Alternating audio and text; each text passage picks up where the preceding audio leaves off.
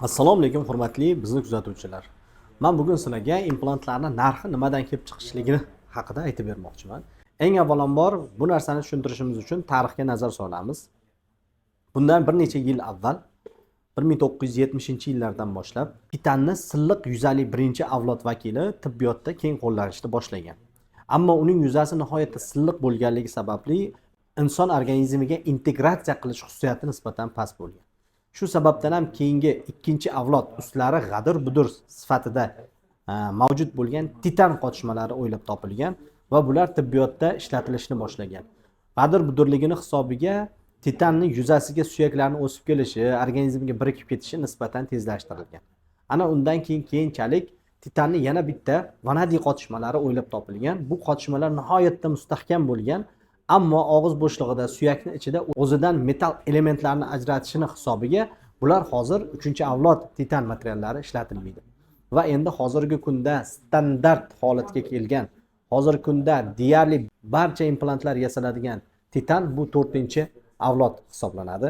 Mana shu 4-avlod standart sifatida ishlatiladi va butun dunyoda mana shu qabul qilingan. Hozirgi kunda qaysi davlatning implantini olmaydik, ana shu titanning 4-avlod vakilidan foydalanishadi.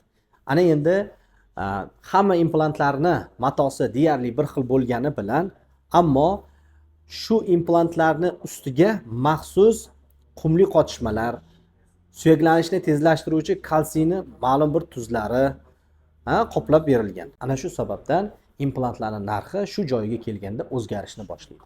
Ya'niki oddiy implantlar yuzasida hech qanaqa qobiq bo'lmasa, premium klass implantlarning ustida maxsus shimdirilgan qobiqlari mavjud bo'ladi. Bu nimani ta'minlab beradiki, shu joyda, ya'ni implant ekilgandan keyin suyaklanish jarayoni tezlashiga olib keladi. Va premium klass implantlarda aynan mana shu xususiyat mavjud hisoblanadi. Bundan tashqari premium klass implantlari maxsus operatsiyani qiyin va osonligiga qarab o'zlarini maxsus shakldagi implantlari ham mavjud bo'ladi. Ba'zi holatlarda bizda suyak kam sohalarda implantatsiya o'tkazmoqchi bo'ladigan bo'lsak, ana unda biz premium klass implantlariga murojaat qilishimiz kerak. Chunki aynan o'sha razmerdagi, o'sha qalinlik, o'sha ellikdagi implantlar premium klass implantlarda mavjud bo'ladi. Ya'ni o'sha firmalardagina bo'ladi. Standart firmalarda bu narsalar bo'lmaydi. Ana endi premium klass implantlarning yuzasida maxsus qobiq borligi sababli implantatsiya ekilgan kuniyoq yoki shundan bir necha kun o'tib bu implantlar yuzasiga bemalol biz bosim bera olamiz. Ya'niki vaqtinchalik tishkoronkalarni qo'yib yubora olamiz. Bu ham bemorlarga qulaylik yaratadi. Ana shunday kichik narsalar yig'ilib borib, implantlar premium, o'rta klass va oddiy klass implantlariga ajraladi. Hurmatli kuzatuvchilar, berayotgan ma'lumotlarimiz sizga foydali bo'lgan bo'lsa, bundan siz qanaqadir ma'lumot olayotgan bo'lsangiz, albatta bizga qo'shilib oling. Like tugmachasini bosishni unutmang. Video manfaatli va foydali bo'lishi uchun o'zgalarga ulashib qo'ying.